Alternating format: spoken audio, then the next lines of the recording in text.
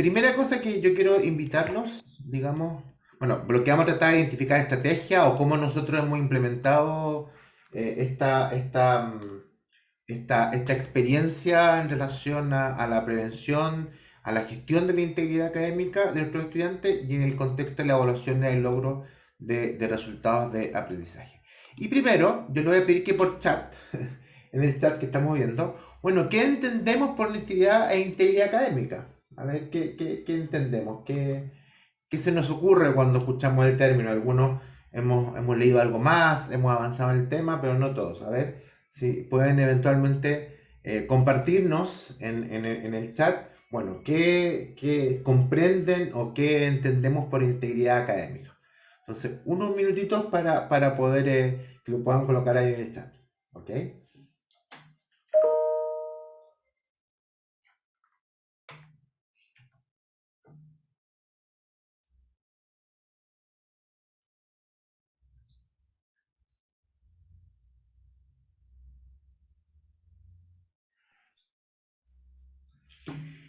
Una de las cosas que nos salía importante cuando comenzamos este tema, nos salía proceso formativo, dice la Daniela.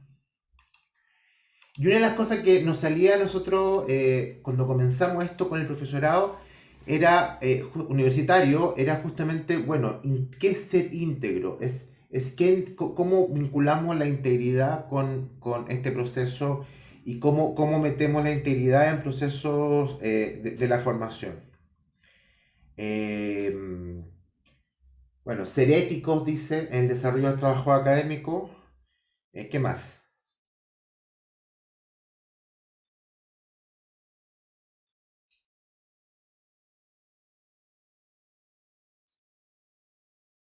Pero un poco esa vinculación entre lo ético, ya, honestidad como estudiante que pueda lograr demostrar su información y su aplicación.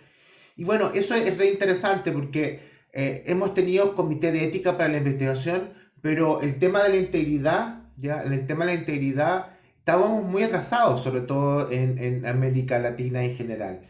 Ya, entonces, interesante porque no solamente hablábamos de copias necesariamente, necesitamos un poco ir más allá.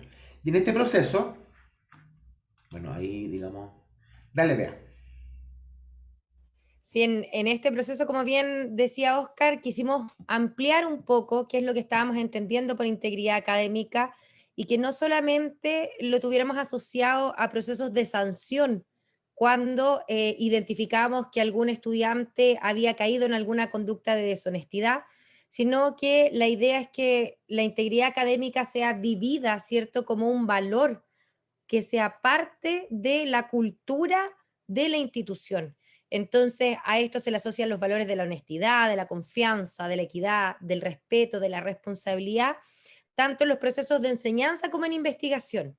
Y si bien estamos más acostumbrados en el ámbito académico, quizás estar mirando, ¿cierto?, los temas éticos asociados a la investigación, el proceso formativo también tiene que estar, ¿cierto?, desarrollado en torno a estos valores y no solamente esperar que la integridad académica sea algo a desarrollar por parte de nuestros estudiantes, sino que toda la comunidad tiene que estar involucrada, los docentes, los investigadores, los profesionales de apoyo, como nosotros que estamos en el Centro de Enseñanza y Aprendizaje, debemos actuar de tal manera honesta, ¿cierto? Haciéndonos responsables de nuestras acciones, mostrando justicia, ¿cierto? En cada parte de nuestro trabajo, porque también somos los modelos que siguen nuestros estudiantes. Por tanto, si nosotros no integramos ¿cierto? Los valores de la integridad académica en nuestro propio quehacer, difícilmente vamos a poder pedirle a nuestros estudiantes que lo puedan hacer. Eh, y ahí muy interesante lo que dice Cristian en el chat, ¿cierto? Que tiene que ver con una formación integral del estudiante, ¿cierto? Y eso efectivamente es así y ahora Oscar nos va a contar un poco más sobre estos elementos que deberíamos tomar en consideración para poder realmente hacer esta formación en valores. Sí, aquí el concepto de valor es importante y podemos ver desde el punto de vista de la comprensión de los valores en cuatro dimensiones. De esta manera nosotros hemos sistematizado el tema.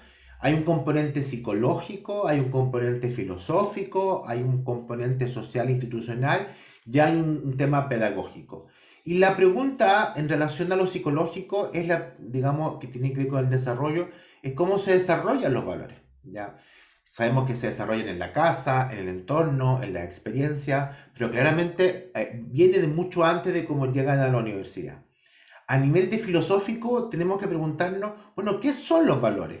¿Ya? ¿Cómo identificamos ciertos valores? Porque para lo que es, para un ambiente son unos valores, para otros no son valores, ciertas culturas o ciertas instituciones que eventualmente fortalecen uno con respecto a otro. Por ejemplo, mi universidad, la Universidad de Chile, el tema de la diversidad, para nosotros es un valor. ¿Ya? El tema de la diversidad, el pensar distinto es un valor. Pero para otra institución puede ser que no sea un valor. O más bien, no es que no sea un valor, sino que releva otro componente. Y ahí viene justamente lo social institucional, que nos rige o orienta socialmente, tanto a nivel normativo, pero también a nivel de valores compartidos, como son las instituciones. Y a nivel pedagógico, la pregunta que nos hacemos es, bueno, ¿cómo formamos en valores en contexto educativo? Y lo que sabemos que tenemos que desarrollar desde el modelamiento, la experiencia y la cultura, ¿ya? Y eso es lo que nosotros nos hemos hecho un foco, sabiendo que hay un background que es más complejo, pero claramente tenemos que considerarlo, ¿ok? Si nunca nadie le enseñó, es como un poco pasa con la alimentación, que hay gustos adquiridos. No sé, hay algunos le encanta el picante, qué sé yo, y toda la vida comió un picante y claramente no va a tener problema en comer picante. Pero aquellos que no fuimos entrenados en eso no nos va a gustar tanto. Entonces, tenemos que comprender que en un mundo diverso, en una situación diversa, tenemos que comprenderlo de un mundo un poco distinto y cómo somos capaces de formar en estos contextos.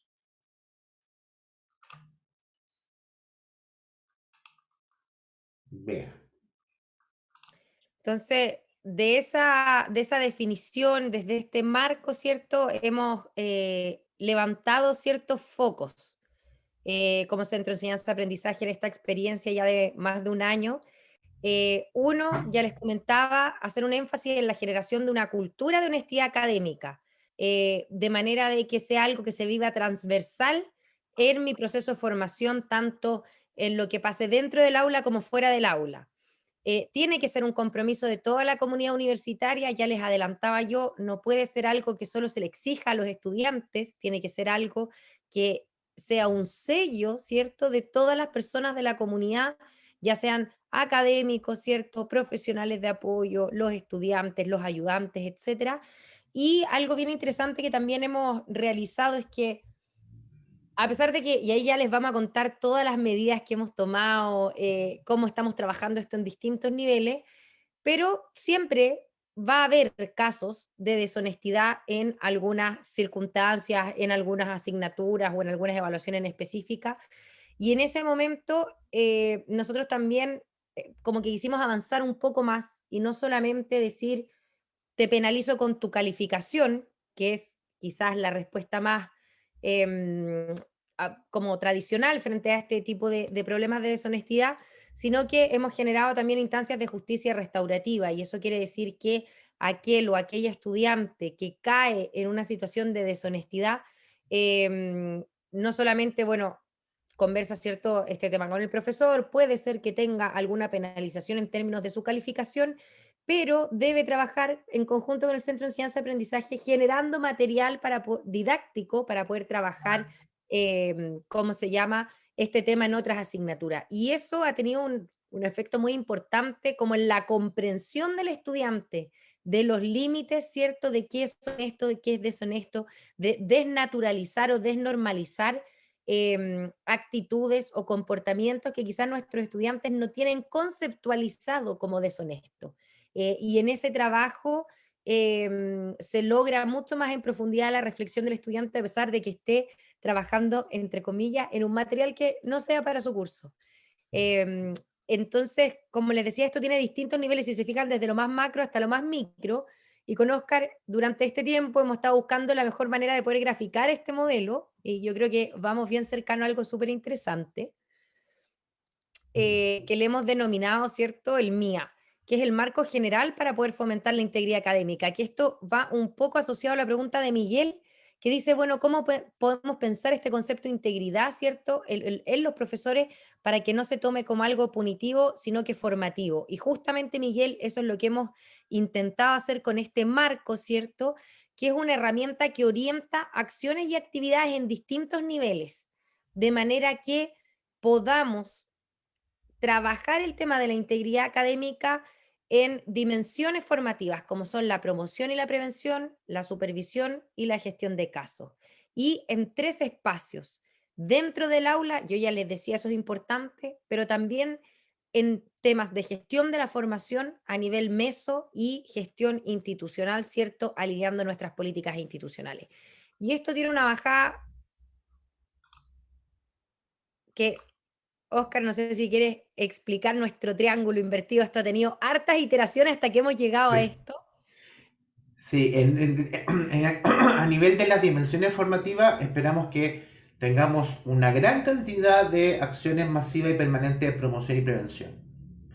Tengamos menos, digamos, situaciones de supervisión y tengamos más, o menos, mejor dicho, acciones específicas de gestión de situaciones de deshonestidad.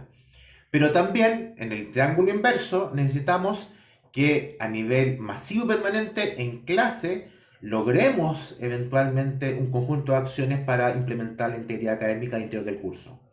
Necesitamos gestionar la formación en relación a los currículum, al apoyo, al ambiente formativo y a nivel institucional un conjunto de políticas que orienten eventualmente la implementación de la integridad. Entonces, este doble triángulo de las dimensiones y los espacios de actuación nos permite o nos han permitido avanzar y porque nosotros es muy importante debe ser un poco por la formación y también por lo que hemos trabajado durante muchos años, es la forma. Nosotros tenemos que siempre imaginarnos el marco, conceptualizarlo, implementarlo, experimentarlo, pilotear. Nosotros somos, digamos, muy sotos de Scholarship Teaching and Learning de hacer piloto, reflexionar sobre el piloto, sistematizar el piloto, volver a implementar. Entonces, son, como dice bien la Beatriz, son procesos de iteración que hemos llevado adelante.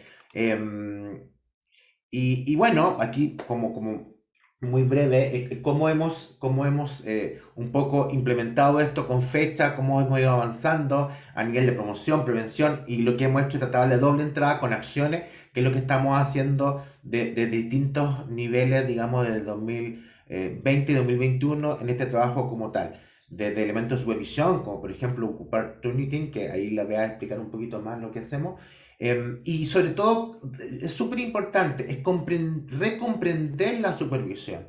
La supervisión no tiene relación con elementos punitivos. Lo que no tenemos que olvidar nunca, que pese al uno o a la calificación mínima que podamos dar al estudiante, estamos en ambientes formativos. Eso nunca hay que olvidarlo. Y por tanto tenemos que hacer que esto, aunque sea complejo, aunque sea con situaciones que no nos puedan gustar tanto, es que son espacios formativos. Y la supervisión que necesitamos en este sentido es una supervisión que no es el policía. ¿Okay? Lo que necesitamos en cierta manera es que el proceso es un acompañamiento a los procesos evaluativos para resguardar la integridad. En el fondo lo que queremos es que con la supervisión se generen espacios virtuales formales, sobre todo en este espacio virtual, ¿ya? Que estamos hoy día. Entonces, aquí el concepto de fondo es la formalidad. Supervisamos para darle formalidad. Y eso es re interesante cuando el estudiante no ha pasado con examen de grado. Nosotros hacemos examen de grado online. Cuando tú al estudiante le dices la importancia de la supervisión, porque necesitamos hacer que tu proceso sea íntegro y que yo como universidad te ofrezca la posibilidad de que tu examen sea válido e íntegro, necesitamos trabajar conjuntamente. Y los estudiantes, nosotros tenemos la experiencia que lo han tomado muy bien. Cuando tú le explicas la razón de la integridad, el por qué tenemos que ser íntegros, por ejemplo, en instancias tan importantes como digamos, un examen de grado. Aquí nosotros hablamos de supervisión pasiva, ¿ya? Activa y colaborativa. Nosotros lo que tratamos de propiciar es la activa y la colaborativa. Bueno, por tiempo no alcanzamos a profundizar un poco más, pero bueno, aquí la Bea va a comentar una de las herramientas que hacemos de supervisión. Claro, bueno, afortunadamente tuvimos la posibilidad en la facultad de contar con la herramienta de Turnitin, que se embebió, ¿cierto?, en la plataforma de LMS que estamos ocupando para poder hacer todo este tránsito, ¿cierto?, a la educación virtual. Y entonces una de las cosas de la supervisión que nosotros le decíamos a los profesores antes de tener esta plataforma era: esté atento a indicadores de plagio, de deshonestidad académica, en cambio, ¿cierto?, de estilos de redacción, pero la verdad es que si tú tienes un curso con 60, con 100 estudiantes, de repente es bien complejo de manera manual, cierta analógica, estar a veces atento a este tipo de situaciones, y por tanto, nosotros ahí la recomendación que hacíamos era apoyarse en la herramienta de Turnitin que está disponible en la plataforma Canvas, que es la que usamos nosotros. Pero ¿cómo le sugeríamos que lo hiciéramos para que justamente no tuviéramos un foco, ¿cierto?, solamente en la sanción, sino que fuera esta lógica, ¿cierto?, de supervisión acompañada, activa, que decía Oscar, ¿cierto?, más a prevenir que sucedan casos de plagio. Si le das a la siguiente, Oscar, y aquí todo tiene que ver como con la intención que uno ocupa esta herramienta, porque la verdad es que yo no solamente puedo hacerlo como detección de plagio para sancionar al estudiante, sino que yo puedo entrenar a mi estudiante para que utilice Turnitin como una herramienta de autogestión de su integridad académica. ¿Por qué? Porque si yo le permito al estudiante que visualicen, ¿cierto?, inmediatamente su porcentaje, ¿cierto?, de similitud que tiene el trabajo, y le permito que haga más de una entrega, inmediatamente él se puede autogestionar. Y entonces, como ejemplo, yo misma en mis propias clases, yo le decía: mira, esto es un semáforo, porque además la herramienta te entrega cierto color verde, color amarillo, color rojo. Si usted sube el trabajo y ve que está con un 60% de porcentaje de similitud, y la plataforma le está mostrando que está en rojo, haga cuenta que yo ese trabajo ni siquiera lo voy a revisar, porque a mí me interesa ver qué es lo que usted aprendió. Entonces, autogestione, si ve que tiene ese problema, no sé si es un problema de cita, no sé si es un problema de copiar, pegar, pero usted revise el informe, descárguelo, adapte, cambie todo lo que tenga que adaptar y vuelva a subir su trabajo hasta que esté en niveles aceptables de lo que corresponde a un trabajo académico. Entonces, este contenido como de detección de similitud no solamente lo hace con trabajos que están en línea, sino que como con la misma base de datos, ¿cierto?, de los trabajos que se están produciendo por parte de la institución, si es que el estudiante te entregó un trabajo de otro curso, etcétera. Y creo que es bien interesante cuando ellos la herramienta, en vez de sanción, la pueden usar para prevenir de caer en esos casos. Puedo decir que solamente en una ocasión sucedió que hubo una estudiante que le salió un porcentaje de similitud muy alto y no ajustó, y ahí yo la llamé, ¿cierto?, a reunión virtual, por supuesto, por las circunstancias, y lo conversamos y nuevamente le di la oportunidad de extensión de plazo que hiciera el trabajo. ¿Por qué? Porque si yo hago este ejercicio con los estudiantes y les explico cómo utilizar la herramienta para que ellos puedan efectivamente entregar un trabajo original, ¿cierto?, creativo, siguiendo estándares de citación, ¿cierto?, de lo que se espera de un trabajo académico íntegro, eso que ellos aprenden no solamente lo van a utilizar en mi asignatura, sino en general en el resto de las asignaturas. Y por tanto, si yo me doy un tiempo para explicarles la importancia, como decía Oscar, de entrenarlos, de explicarles cómo se hace, efectivamente, si hacemos un esfuerzo conjunto en toda la trayectoria formativa, sí vamos a lograr al final, ¿cierto?, tener una formación de estudiantes que no solamente sean competentes en términos de sus competencias disciplinares, sino que también en términos, ¿cierto?, de integridad académica. Ahora, esto no solamente es un trabajo, ¿cierto?, que hay que hacer con los estudiantes, sino que es un trabajo que hay que hacer con los colegas docentes, ¿cierto? Y ahí entonces el Centro de Enseñanza-Aprendizaje igual ha tomado varias iniciativas que vamos a ir comentando acá en conjunto. Por ejemplo, este material que no es nuestro, es de Turnitin, lo pueden bajar desde la misma página y que nos utilizaban para crear también el logo de lo que hacíamos. No hizo mucho sentido porque lo que hicimos fue, bueno, y no hizo sentido porque el foco estaba en el pensamiento original, o sea, nuevamente del proceso positivo. Lo que queremos es promover el pensamiento original y el máximo nivel de trabajo no original en la compra-venta de trabajo, ¿ok? Claro, porque nos dimos cuenta, como decía bien la Beatriz, es que el estudiante no tiene por qué estar formado en estos temas. Entonces, nosotros lo que hicimos fue, para el estudiante, después la Bea comentará para el profesor, para el estudiante generamos cada uno de estos elementos que ustedes ven, los tipos de trabajo, generamos una ficha, ¿ya? Y le hablamos potenciando la integridad académica de la formación. Y le compartimos a cada, digamos, todas estas 12 posibilidades, las desarrollamos, ya, la graficamos mejor y es material que nosotros generamos y que prontamente lo podrán tener acceso en el libro que vamos a completar. Por ejemplo, este es un ejemplo de autoplagio, ¿ya? Explicamos qué es lo que es el bueno, siempre reforzamos qué es lo que es integridad, qué es el autoplagio, cómo lo puedo evitar y alguna referencia. Y pida ayuda. Y la verdad que hemos tenido muy buenos resultados en relación a que el estudiante, como decía Bea, es que muchas veces no tiene idea. Nadie le enseñó o nadie le dijo que podía estar cayendo en una situación compleja o que simplemente no estaba adecuada a lo que se estaba pidiendo. Entonces, hicimos, como les comentaba, hicimos toda la baja y cada uno está diseñado así, como les comentaba, hemos tenido muy buen impacto con el estudiante, pero sobre todo desde, nuevamente, estamos en proceso formativo. Ahora la voy a contarles del profesorado. Claro, efectivamente, si bien le estamos entregando todas las herramientas a los estudiantes, ¿cierto? Para que puedan evitar estas situaciones, y lo del autoplagio es verdad, creo que es uno de los plagios más difíciles de comprender, al menos en la experiencia que hemos tenido nosotros hasta el momento. No lo tenían conceptualizado como plagio. Pero también hemos ido trabajando con los profesores, ¿cierto? De manera de que ellos puedan integrar este tipo de elementos. ¿Y cómo lo hemos hecho? Hemos hecho capacitaciones, ¿cierto? De integridad académica con los focos en las dimensiones, ¿cierto? Que ya les comentábamos, de prevención, ¿cierto? Y promoción, de gestión, o sea, de supervisión y de gestión de casos.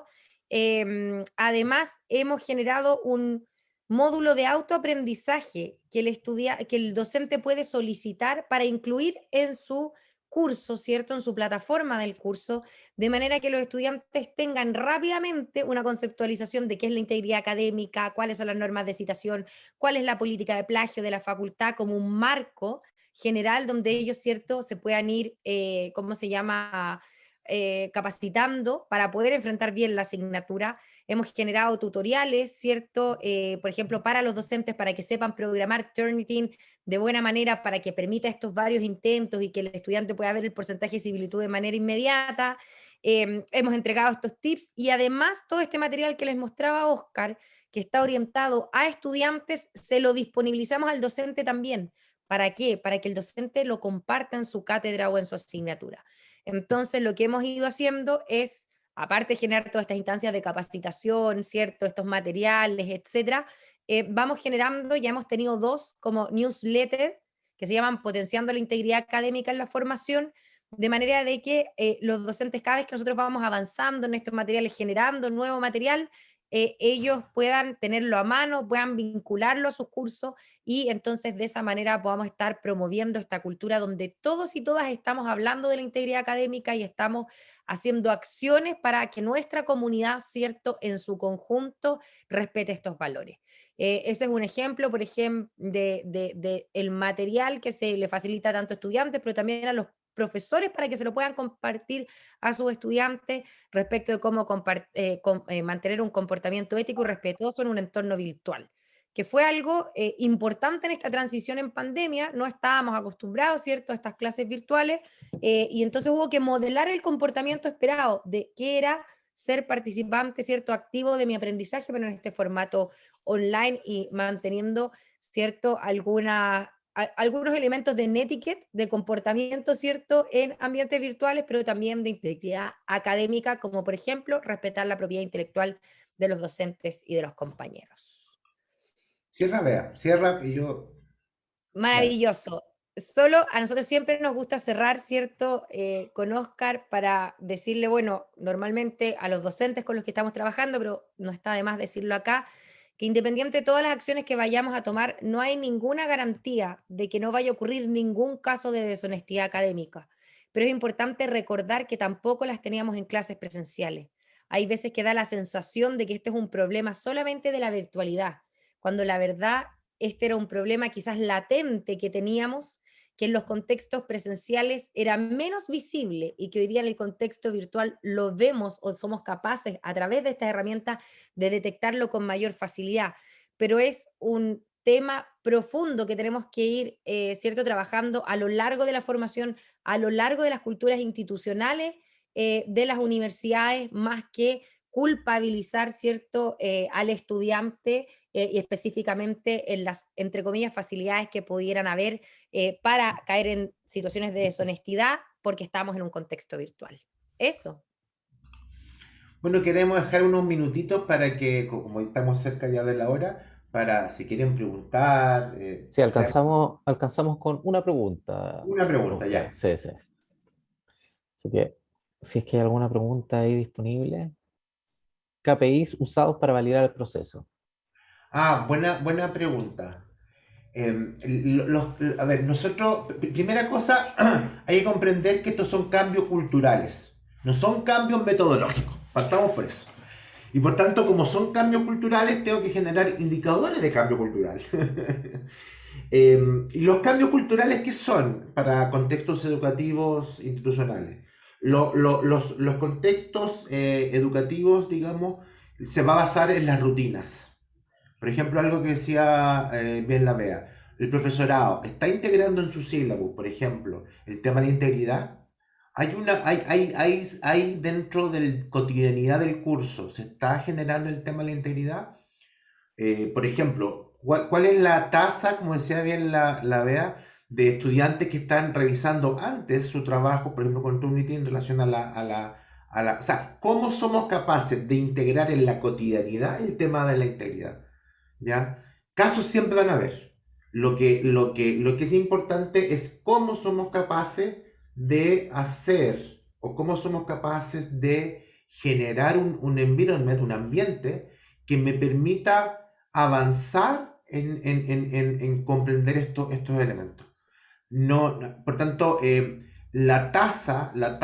queda no solamente como KPI, solamente la tasa digamos, de plagio o de similitudes sería muy poco adecuado para un ambiente formativo. Acuérdense que la formación tiene un alto componente preventivo, un alto componente de integración en los entornos y pues viene un poco del modelo que veníamos hablando. ¿Okay? No sé si Bea quiere complementar algo a la respuesta. No, yo creo que estamos súper alineados en esa respuesta, Oscar. Yo creo que justamente el énfasis que le hemos tratado de dar cuando trabajamos con docentes, cuando estamos conversando con los directores, ¿cierto? Las autoridades, tiene que ver que esto es un trabajo a largo aliento, que tiene que ver con un tema cultural, y que por tanto no es que solo los esfuerzos los tengamos que hacer ahora en este contexto de virtualidad, sino que tenemos que mantenernos con estos esfuerzos, ¿cierto? Una vez que pasada la situación sanitaria podamos volver a presencialidad. Muchas gracias, Beatriz. Muchas gracias, Oscar. Muy buena presentación.